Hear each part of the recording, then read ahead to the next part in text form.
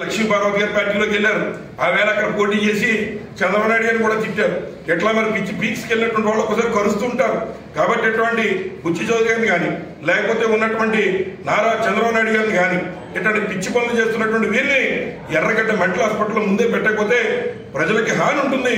కాబట్టి ప్రజాక్షేమం కోరి మరి వీరిని ఎవరైతే అటువంటి పిచ్చి మాటలు మాట్లాడుతూ మరి ప్రతిపక్ష నాయకుడిని భూస్థాపితం చేస్తారన్న ముఖ్యమంత్రిని అవసరమైతే పిచ్చి హాస్పిటల్కి పంపించాలి, ప్రజల్ని కలవకుండా అని ఈ సందర్భంగా నేను మనవి చేస్తున్నాను. మరి ఆఖరిగా మీ అందరికీ చెప్పేటువంటి విషయం ఏదైతే మొదటిసారి చెప్తున్నా, ఈరోజు జరుగుతున్న కార్యక్రమం యువత పోరు విషయంలో ఈ రాష్ట్రంలో ఉన్నటువంటి యువత అందరికీ కూడా 20 లక్షల ఉద్యోగాలు కల్పిస్తాను, అలాగే ప్రతి నెల మీకు నిరుద్యోగ భృతి 3,000 రూపాయలు ఇచ్చేస్తాను అని చెప్పారు. ఇది మా మేనిఫెస్టో కాదు, నీ చంద్రబాబు నాయుడు గారి మేనిఫెస్టో. మరి యువత కోసం నేను 500 కోట్ల రూపాయలు ఒక 500 మందికి మరి ఎవరైతే మద్దతు ఇచ్చిన పవన్ కళ్యాణ్ గారు కూడా మాట్లాడారు. ఆయన కూడా మరి ఎంచేత బ్లాక్ మెయిల్ గురవుతున్నాడో లేదా అలాగే దొక్కబడుతున్నాడో లేదా లోకేష్ గారికి మరి అతను వశమైపోయాడో మాకు తెలియదు. కానీ వారు కూడా మాట చెప్పారు.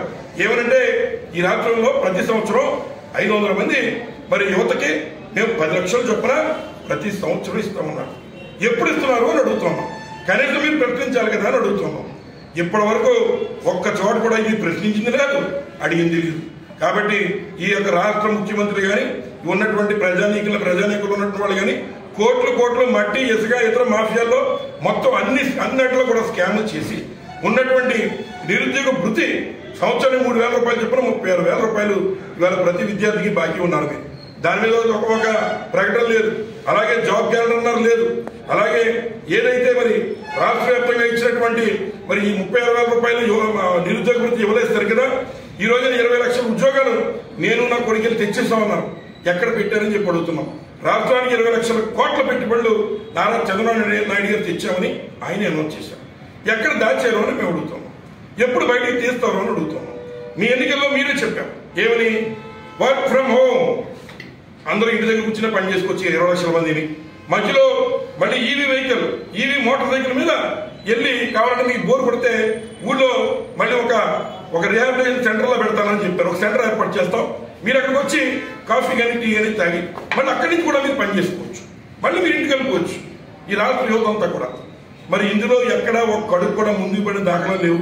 అంటే ఇట్లాంటి కళ్ళబొల్లి కబుర్లు చెప్పి ఈరోజు బాధ్యతాయుతంగా ఉన్నటువంటి నారా చంద్రబాబు ముఖ్యమంత్రి బాధ్యతల్ని పక్కన వదిలేసి ప్రజలేమో కరెంటు బిల్లులు సైతం కట్టుకోలేని పరిస్థితిలో ప్రజలుంటే మీరు మీ హంగుల కోసం మీ పేర్ల కోసం మీడియా పిచ్చితో ఈరోజు Guinness book of world record మీకు కాదు, యోగాలో ప్రతిభ చూపించిన వాళ్ళు ఎవరైనా మరి ఒక అమ్మాయి చక్కగా ప్రదర్శన ఇచ్చింది, అట్లాంటి వాళ్ళు గిన్నీస్ బుక్లో అయితే తప్పు కాదు.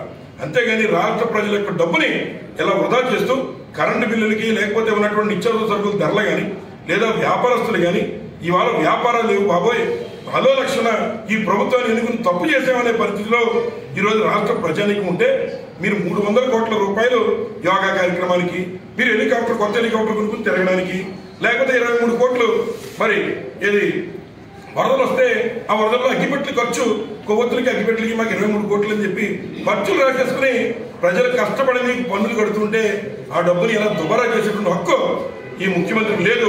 మీరు కేవలం కస్టడీని మాత్రమే మీరు ఈ రకంగా ఖర్చు చేయడానికి ఈ యొక్క ప్రజలు ఒప్పుకోవాలని చెప్పి సందర్భంగా మనం చేస్తున్నా.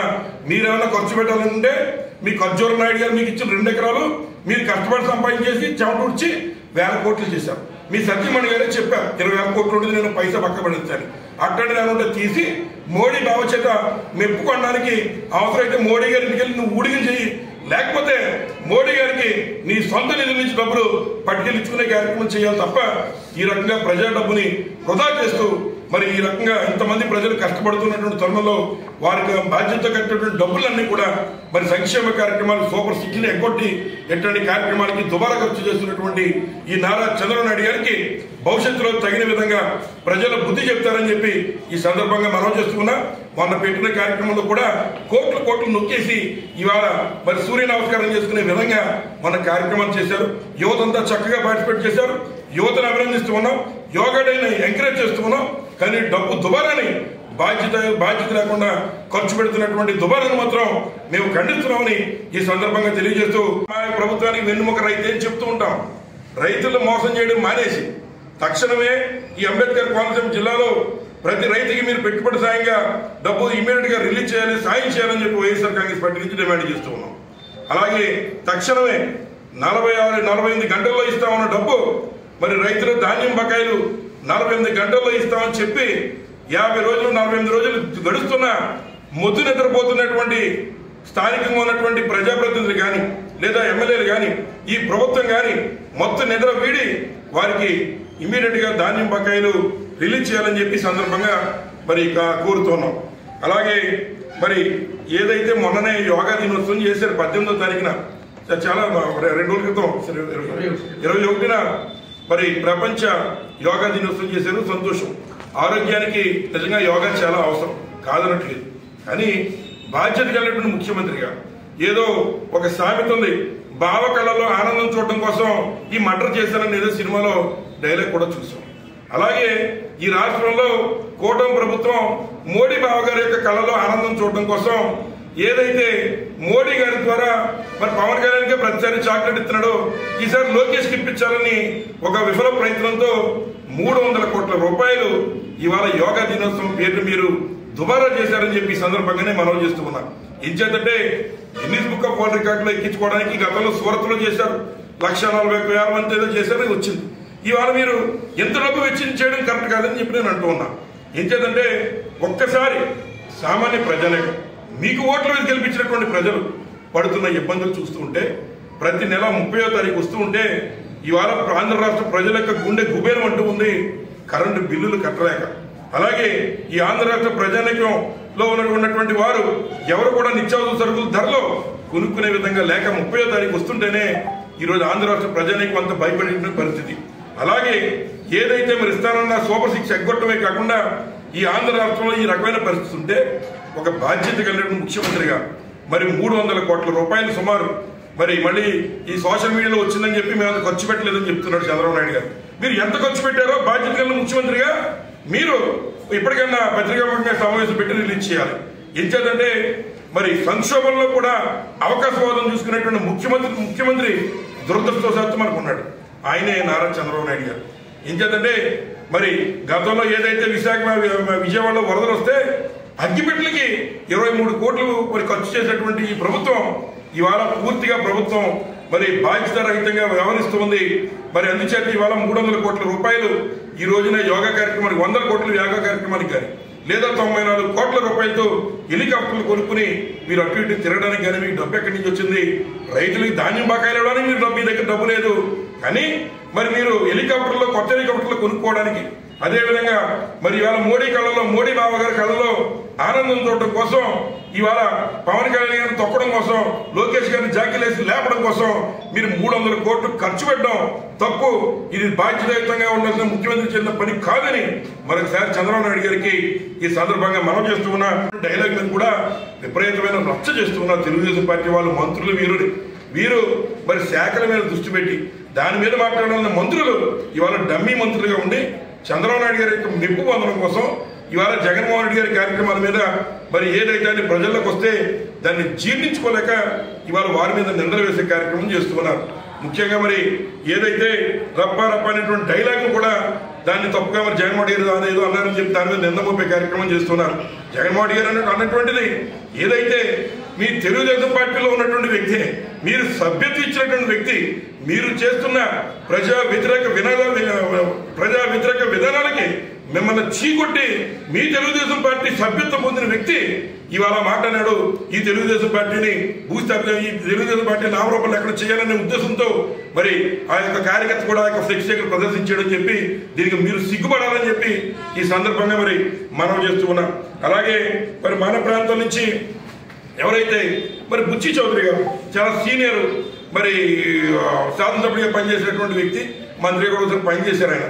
కానీ మరి వయసుకు తగ్గ మాటలు మాట్లాడితే బాగుంటుంది. ఏం చేద్దంటే మరి వయసుకి ఈ రోజున ఉన్నటువంటి పరిస్థితుల్లో మరి లోకేష్ గారేమో ఈ సీనియర్లందరినీ స్క్రాప్ మెంబర్ల కింద పక్కన పడేశాడు. దాంతో మంటెక్కినటువంటి సీనియర్లు ఏం చేయాలో తెలియక చంద్రబాబు నాయుడు గారిని మెప్పు పొందడం కోసం జగన్మోహన్ రెడ్డి గారిని ఎంత గట్టిగా మనం తిడితే మనకే అన్న మంత్రి పదవి అన్న ముష్టేస్తాడేమో అనేటువంటి పరిస్థితుల్లో ఇవాళ ఈ సీనియర్ మంత్రులకి పిచ్చెక్కి ఎట్లాంటి పిచ్చి స్టేట్మెంట్లు ఇస్తున్నారని చెప్పి ఈ సందర్భంగా మనం చేస్తున్నాం. ఈ పిచ్చి మేళంలో కేవలం బుచ్చి చౌదరి కాదు, ఈ రాష్ట్ర ముఖ్యమంత్రి నారా చంద్రబాబు నాయుడు గారు కూడా ఉన్నాడు. ఇంకేంటంటే మొన్న ఒక ప్రెస్ మీట్ లో ఆయన కూడా చెప్తున్నాడు, ఈ ప్రతిపక్ష నాయకుడిని నేను భూస్థాపితం చేస్తాను అని చెప్తున్నాడు. అంటే ప్రతిపక్ష నాయకుల్ని చంపడానికి, హత్యలు చేయడానికి ఉన్నటువంటి ప్రజలకు ఇచ్చినటువంటి హామీలు ఏవైతే ఉన్నాయో ఎగ్గొడితే ప్రజల పక్షాన్ని ఎవరైనా గొంతెత్తితే వారిని మీరు భూస్థాపించడానికి మీకు ముఖ్యమంత్రి పదవి ఇచ్చారా ఈ రాష్ట్ర ప్రజలని మరి నేను నారా చంద్రబాబు నాయుడు గారిని అడుగుతున్నా. కాబట్టి మరి మీరు కూడా ఏది నేనేదో ఒక హత్య చేస్తానో లేదా ఒకరిని భూస్థాపితం చేస్తానో అనేటువంటి మాట మరి నారా చంద్రబాబు నాయుడు గారు ఒక పత్రికా విలేకరుల సమావేశం, ఒక మీడియా సమావేశంలో చెప్తే మరి ఆయన మీద మరి ఏ వన్ కింద పెట్టాలా, ఏ2 కింద పెట్టాలా, లేదా ఈ రాష్ట్రాన్ని తరిమి కొట్టాలో ఈరోజు ఆంధ్ర రాష్ట్ర ప్రజానీకమే మరి డిసైడ్ చేయాలని చెప్పి సందర్భంగా మనం చేస్తున్నాం. ఈ రాష్ట్రంలో ఉన్న ప్రతిపక్ష నాయకులు ఎవరైతే మరి అన్ని పార్టీలు కలిపి ఒకవైపు ఉంటే ఇవాళ రాష్ట్రంలో ప్రజలందరూ దొరుకుతున్నారు. జగన్మోహన్ గారు ఉన్నారు. మీరు ప్రతిపక్ష పాత్ర ఇచ్చిన ఇవ్వకపోయినా ఇవాళ ప్రజలు జగన్మోహన్ గారికి మా తరపు మాట్లాడుతున్నాడు, మా తరపున జగన్మోహన్ రెడ్డి గారికి మేము మద్దతుగా ఉంటామనే విధంగా ప్రతిపక్ష పాత్ర జగన్మోహన్ గారికి ఇచ్చారు. ఇందులో సందేహం లేదు. అటువంటి తరుణంలో మరి ఆయన ఒక పరామర్శకో లేకపోతే ఒక విగ్రహావిష్కరణకు వెళితే ఈ రాష్ట్ర ప్రభుత్వానికి బాధ్యత లేదని అడుగుతున్నా. ఏదైతే మరి సింగయ్య అనేటువంటి వ్యక్తి మా పార్టీ కార్యకర్త మరి చనిపోయినటువంటి సందర్భం ఇవాళ ఇందులో మరి నిందితులు ఏవన్గా ఈ రాష్ట్ర ముఖ్యమంత్రి నారా చంద్రబాబు నాయుడు గారిని పెట్టాలి, ఏ2గా హోమ్ మినిస్టర్ని పెట్టాలి, ఏ3గా రాష్ట్ర డీజీపీని పెట్టాలని చెప్పి సందర్భంగా కోరుతున్నాం. ఎందుచేతంటే మరి ప్రతిపక్ష నాయకుడు అందులో విపరీతమైన క్రేజ్ ఉన్నటువంటి జగన్మోహన్ గారు ఇవాళ మరి ఒక కార్యక్రమానికి వస్తూ ఉంటే మీకు బాధ్యత లేదని అడుగుతున్నా. రోగ్ పార్టీ మీరు పెట్టుంటే ఇవాళ ఈ యొక్క దౌర్భాగ్యమైన పరిస్థితి వచ్చిండేదని అడుగుతున్నా. మరి అటువంటి కార్యక్రమాలు మీరు చేయకుండా ఆయనకి కనీసం భద్రత కూడా కల్పించకుండా ఏదో రకంగా ఆయన హతమార్చాలని ప్రయత్నంగా మేము భావిస్తున్నాం. అందుచేతే మీరు ఈ రాష్ట్రంలో జగన్మోహన్ గారికి సెక్యూరిటీ ఇవ్వడంలో వెనకడుగు వేస్తున్నారని చెప్పి మేము భావిస్తున్నాం. మరి ముఖ్యంగా మరి ఇవాళ పేపర్లో చూసాం. అదేమిటంటే మరి ఏ3గా ఏ1గా ఏదో డ్రైవర్ను పెట్టామని జగన్మోహన్ గారు మరి వాహనం ప్రయాణం చేస్తున్నటువంటి వాహనానికి డ్రైవర్గా ఉన్నటువంటి వ్యక్తి ఏదో ఏ1గా పెట్టామని, ఏ2గా ఏ3గా జగన్మోహన్ గారిని పెట్టామని, వైవి సుబ్బారెడ్డి గారిని పెట్టామని, ఇంకా ఉన్నటువంటి ఇతర పేరు నాని గారిని పెట్టామని వారి పేపర్లో మేము చూసాం. మరి ఇది ఈ రకంగా ఉంటే మీరు ఈ రకంగా జగన్మోహన్ రెడ్డి ప్రజల్లోకి వెళ్ళాలని ఆపడం కోసం ఇట్లాంటి తప్పుడు కేసులు మీరు పెడుతున్నారే, మరి ఒక్కసారి తెలిసే ఈ ప్రమాదం జగన్మోహన్ గారు చేశారు, కావాలని ఎలా చేశారని మీరు చెప్తున్నారే. మరి దీనికి మీరు సెక్షన్ 105 సెక్షన్ మరి ఏదైతే మీరు ఇందులో ఉన్నటువంటి సెక్షన్లు కూడా 105 అదేవిధంగా ఒక బిఎస్ఎన్ 105 అలాగే 49 సెక్షన్లు మీరు వేస్తున్నారు కదా. మరి గతంలో నారా చంద్రబాబు నాయుడు గారికి మీడియా పిచ్చి ద్వారా ఉండేటువంటి కార్యక్రమం ద్వారా పుష్కరాలు జరిగితే ఆయన వస్తున్నప్పుడు జన ప్రవాహం నుంచి ఆయన వస్తున్నప్పుడు ఒక బిల్డప్ ఇచ్చి దాన్ని అప్పుడు కూడా గిన్నెస్ బుక్ ఆఫ్ వరల్డ్ రికార్డులు చేద్దామని చెప్పి పిచ్చితో ఆ రోజున 28 మందిని మరి పొట్టన పెట్టుకున్నాడు. చంద్రబాబు నాయుడు గారి మీద ఏ కేసు కట్టాలని చెప్పి ఈ సందర్భంగా మేము అడుగుతున్నా. ఎన్నికల ముందు మరి ఏదైతే ఒక కార్యక్రమంలో చీరలు పంచి అక్కడ తొక్కిసరాట్లో మరి కొంతమంది చనిపోతే మరి ఈ చంద్రబాబు నాయుడు గారి మీద ఏ కేసు పెట్టాలి, ఇతన్ని బర్తరఫ్ చేయాలో వద్దా అని చెప్పి ఈ సందర్భంగా మేము అడుగుతున్నాం. కేవలం ఈ రోజున జగన్మోహన్ రెడ్డి గారు మరి పేలసలు ఉన్నాడు బయటికి రావట్లేదని వారే మాట్లాడుతున్నారు. జగన్మోహన్ గారు తన నివాసం నుంచి బయటకు వస్తే ఈ రాష్ట్ర ప్రభుత్వం సెక్యూరిటీ ఇచ్చే పరిస్థితుల్లో కూడా లేదు. ఇవాళ ప్రజల్లో మీ మీద తిరుగుబాటు రకంగా ఉందని చెప్పి సందర్భంగా మనం చేస్తున్నాం. అలాగే రైతాంగానికి ఇమీడియట్ గా పెండింగ్ ఉన్నటువంటి 248 కోట్ల రూపాయలు తక్షణమే ధాన్యం కొనుగోలు బ్యాలెన్స్ డబ్బు తక్షణమే రిలీజ్ చేయాలా. అలాగే మరి ఏదైతే వారికి పెట్టుబడి సాయంగా మరి రైతులకు అందించేటువంటి పెట్టుబడులు తక్షణమే రిలీజ్ చేయాలని మరొకసారి ఈ నిద్రపోతున్నటువంటి ప్రభుత్వాన్ని డిమాండ్ చేస్తున్నాం. ధన్యవాదాలు.